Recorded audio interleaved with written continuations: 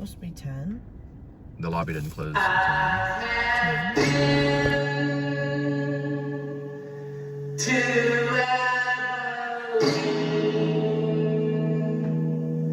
The spirit world rise.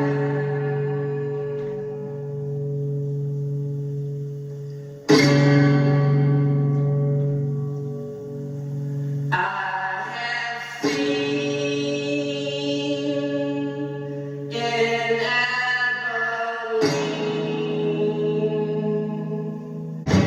the spirit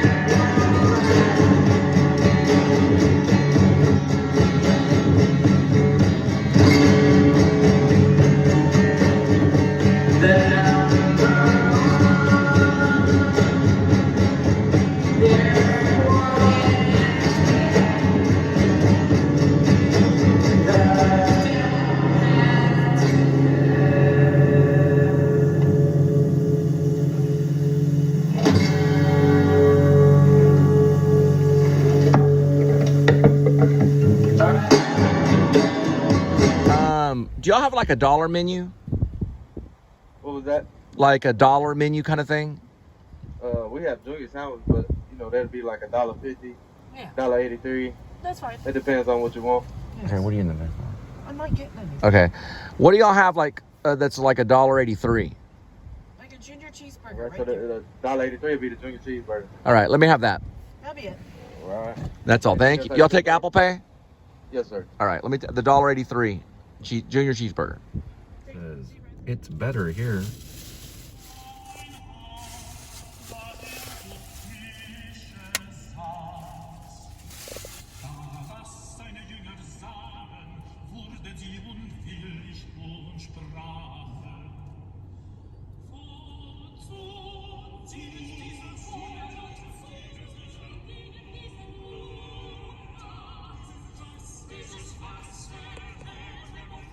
All right, how are you doing? How's it going? Hello, hello, hello.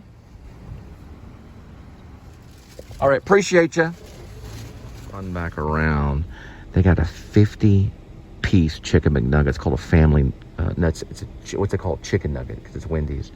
It's a 50-piece chicken nugget. So it's a family nugget at Wendy's and fries. See how things are going with their burgers.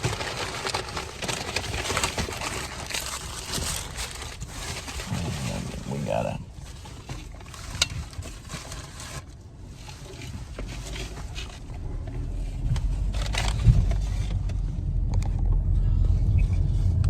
Put it up.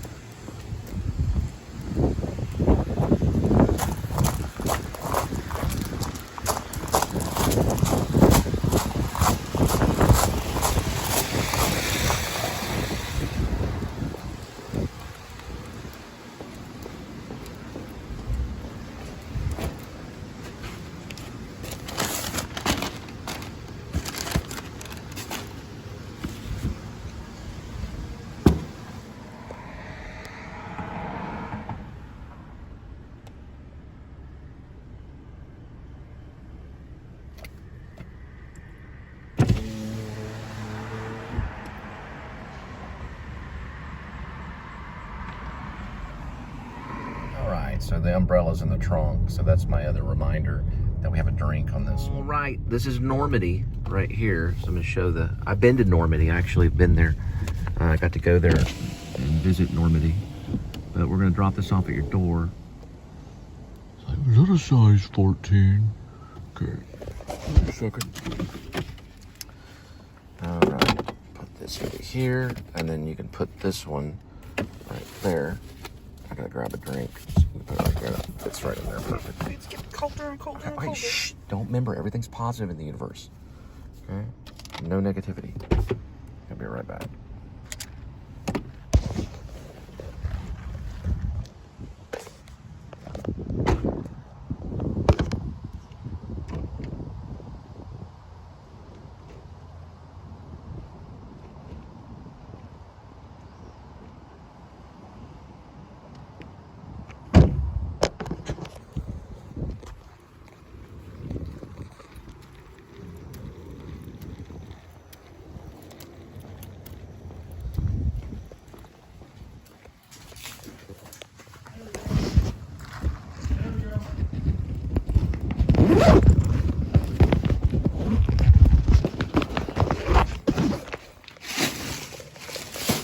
Fat guy going, here you go, here you go, here you go. The fat guy going, here you go, here you go, here you go. He wanted me to come in and deliver it to him. I was like, no, not in the day, not the days of Corona-19, my friend, not these days.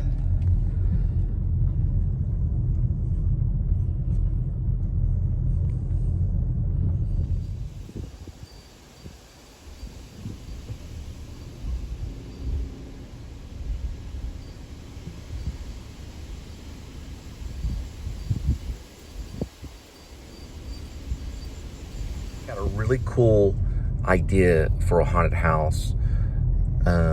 Probably called, it's going to be called, the haunted house is going to be called something like rock and roll country haunted house or something weird like that. I'll tell you why.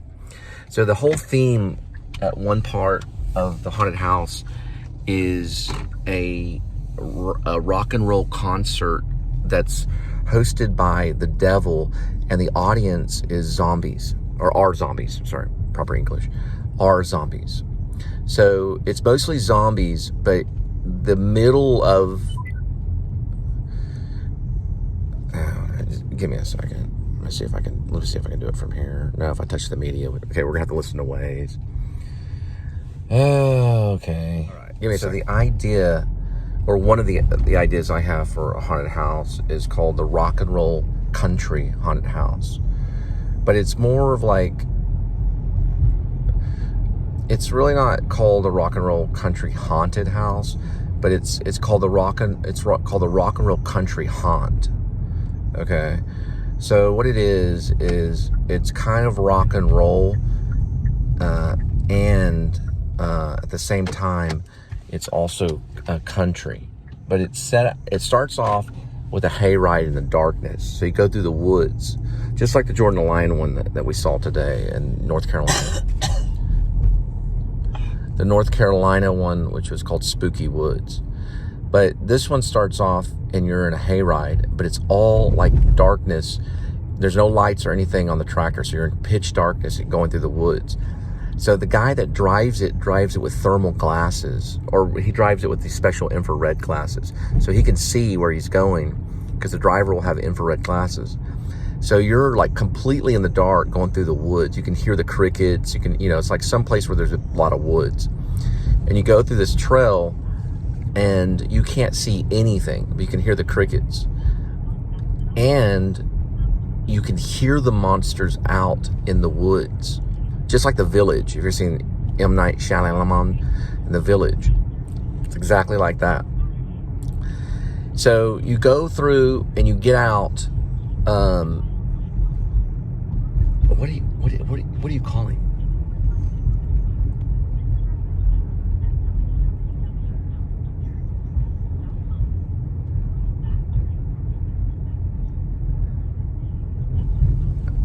Okay. So it's in the dark. Okay. Sorry, it's exorcist kind of thing. Anyway, I'm trying to explain it, but what happens is you get off at a certain point, just like in Spooky Woods. When you get off, there's a trail that goes through a cornfield. I like that idea, like a cornfield. But at that point, you can start seeing lights. So at that point, you see lights out in the field and stuff. And it's a stadium that's in the middle of a field. Think of Field of Dreams almost, kind of like thing. It's like a stadium, but it's like a stadium for a rock concert. And you hear the rock concert going on. So you're walking up and it's real spooky because the devil is actually playing at the rock concert. He's got wings and all this stuff. He's got a guitar and he's playing. You got to get a musician to dress up like the devil. It's almost like a kids concert almost. You can even invite kids to be a part of it. So they're out, you know, this is where the entrance of the haunted house is, and the exit too. You have to walk through the crowd of zombies that are listening to the devil playing at this huge stadium right in the middle of a field. And then you go into the haunted house and it goes underground and all this crazy stuff, and you got all these zombies and demons and all this stuff in it. But the theme is rock and roll, but also there's country music that plays too. So you got like these hillbilly zombies, you know, that are playing country music. And in some areas, then they're playing rock music. But it doesn't have to be commercial rock music. It can be original rock music. But the idea is that you go to a haunted concert, you know. That's why it's called the Rock and Roll Country Haunt. Isn't that a cool idea? Yeah. It'd be $70 to get in per person. And it'd be a musical-based haunted house. That sounds pretty scary. Because the beginning part's really scary because you go through and it's really dark and you can only hear the ghost in the woods. You can't see them. No chainsaws and corny stuff like that. This is more spooky psychological stuff. But in the actual underground area, because it goes underneath the stadium, there can be like scenes of horrific rock and roll stars, like one with Elliott Smith, him with a knife. There'd be like Jimi Hendrix would be there with like a bottle of booze. There'd be all these rock and roll stars and their ghost would be there, and they'd be dressed up like these rock and roll stars. And they could even be playing their music too, and they'd scare you with the guitar and play the music and stuff. You could have one like you go into the whole area where, now I don't know if, you know, people would like this, but there'd be a scene where you go into the Ohio Club where Dimebag was shot, and that scene's going on, you know. Kind of like the repercussions of rock and roll almost, you know. And then there'd be a scene like where John Lennon is standing out in front of, this would be like underneath the stadium, there'd be like a little scene where John Lennon is standing out in front of the stadium. John Lennon is standing out in front of the Dakota, and he gets shot by Mark David Chapman. So Mark David Chapman's being interviewed in one room. Kind of Fincher's Mind Bomb, you know, you got these weird guys that have killed rock and roll stars, or rock and roll stars that have had like a tragic death, you know.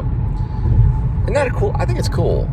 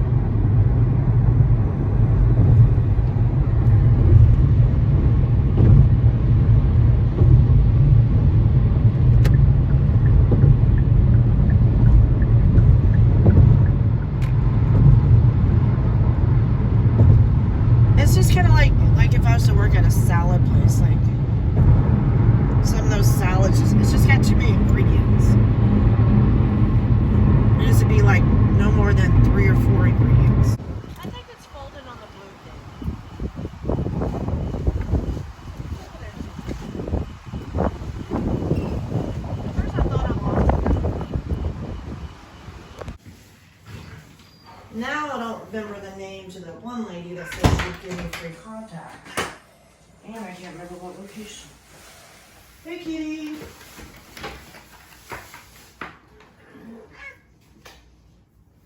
Hey, we missed you.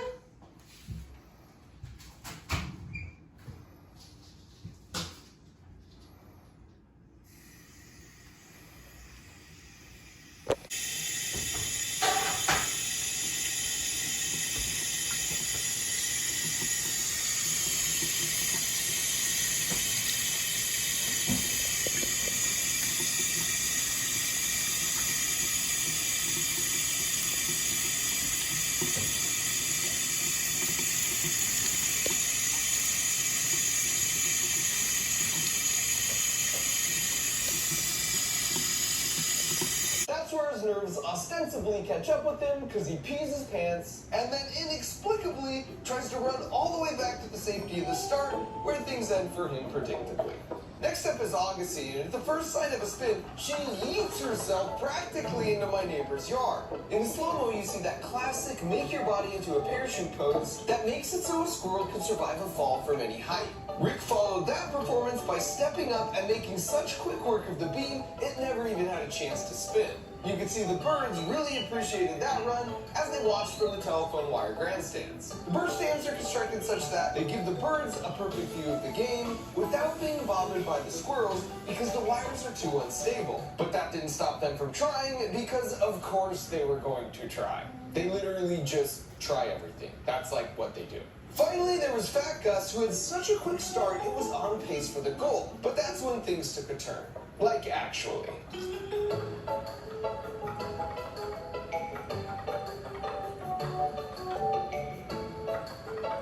You just gotta admire the tenacity here.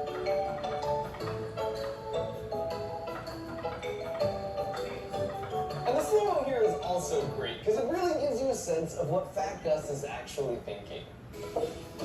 Alright, let's just get back on top and back on bottom. Dang it. Okay, tail in the eye, tail in the eye. Hold it, hold it. Just go back to the side. Seemed easier. And U-turn, never mind. Here we go, back up. Mark does not pay me nearly enough for this. And while I wish gold medals could be given for effort, the Backyard Games is all about results. So Walnut Estates is now up 2-0, which takes us to the third event called Quick Drop. Now the goal here is to nudge the large wooden ball off the cylinder to access the chewy walnut center. And just like with the balance beam, they've been training for this event from a young age. And here you can see the difference money can make, because while Rick was able to work with a near exact replica of the Quick Drop event, Fat Gus is over here dealing with the real Wish.com situation. Although still managing to look really adorable in the process. Augustine was up first and scoped things out. I like watching this girl. So particular with her approach. Yeah, he got really interested in it. Then he got interested in the little mouth. Then Marty comes up, and after another little flexing routine to psych up both himself and the bird stands, he's a bit more. I thought y'all were talking about but Marty still when pretty skittish. No, it's about Olympic squirrels. Because there are other animals in the neighborhood. Well, who are SquirrelOlympics. less interested in Ooh, walnuts there's a cat. and more interested in squirrels. Now For that would example, be there's interesting small if you could birds see like the this bird or blue the jay cat. buzzing by, big birds like this hawk camping out. Then of course there's a few cats who seem to be just a bit too curious. But by far the most fearsome predator of all this year is actually spying on Rick right here. See if you You can know where his spot. ball went? Now you can see as soon as Rick locks eyes with his camouflage piece, he becomes so filled with terror, he somehow decides his best There's a ball option over here. is to hurl his body to the great unknown. Because the No, most don't feared do that. creature is a big old rat. He's a bit of a bully, and his name Look, kitty. is Fat Tail. Look.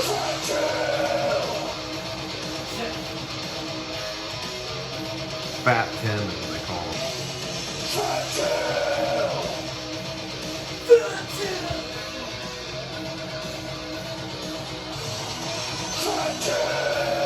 Fat Tail is just your classic schoolyard bully, even with his own friends. He wreaks chaos and terror in the backyard, and unfortunately, that's not the last we'll see of him. Back to the games, you can see Fat Gus steps up, and perhaps the tennis ball just wasn't close enough to the big wooden sphere after all, because this effort looked pretty similar to Augustine's attempt, with no actual results. Which just left Rick, who was able to remove the ball without too much effort, but it's when he goes for the walnuts inside where he just really leaves it all on the table. And that gold medal performance meant Walnut Estates was now winning 3-0. Well, this is a best of 7 event. That means that the first team to 4 gold medals wins. And this may be turning into an old-fashioned rout. That's right, Chuck. Hubcap Hills really needs to step it up, because if Walnut Estates gets one more gold medal, they're going to be the winners of the backyard games. Which is all to say they needed a huge showing at the long jump if they ever expected to hoist the Walnut Cup. The rules here are pretty self-explanatory. You gotta jump from this platform and make it all the way to the sand pit, and the team with the most successful jumps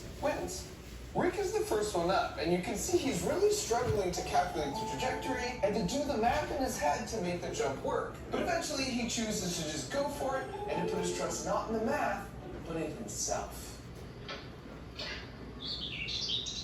Which was the wrong choice. Next up is Augustine, and knowing what's at stake here, she musters an uncharacteristic amount of resolve and just goes full send, sticking a perfect landing.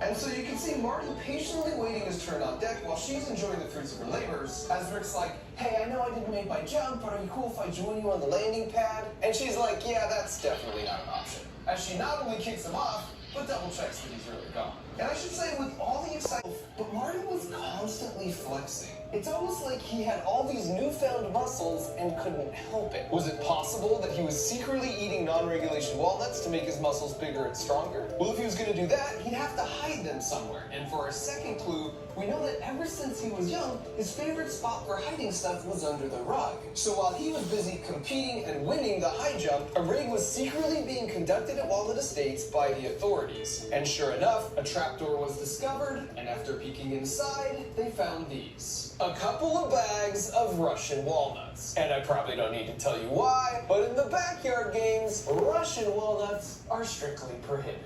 And so suddenly it made total sense why he was the only one strong enough to conquer the high jump. And you can imagine when the news leaked to the they neighborhood, cheated. just how One of utterly the states shocked cheated. everyone was. Wow. So with This the is hubcap. disappointing on a molecular level. And I say that not just as a sportscaster, but as an American. Quite frankly, it's a disgrace to the integrity of the backyard games. But on the bright side, it meant an adjustment had to be made. This speedster high jump gold medal goes to Hubcap Hills and makes Hubcap Hills the champions of the backyard summer games. And with the news of the reversal, you can see Fat Gus wasted no time making it down to the trophy, and Augustine was so happy, she just couldn't contain herself. Well, okay. A lot of saliva on my mustache. So the only question that remained was just how Marty would have even got a hold of those. It's just, you can only get Russian